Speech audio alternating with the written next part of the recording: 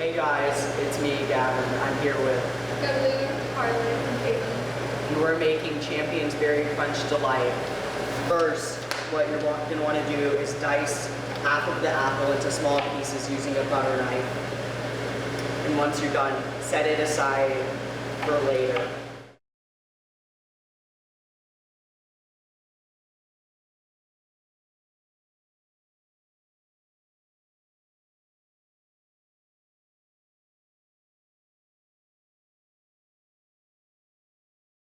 Next, dice the strawberries and measure out 1/4 of a cup of raspberries or water.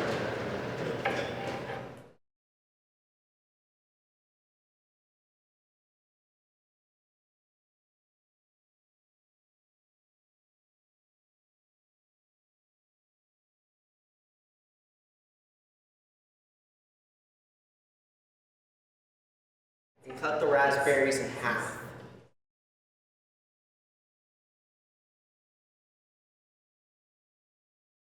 Put the yogurt on top and then add the cinnamon and granola. And then mix up and enjoy.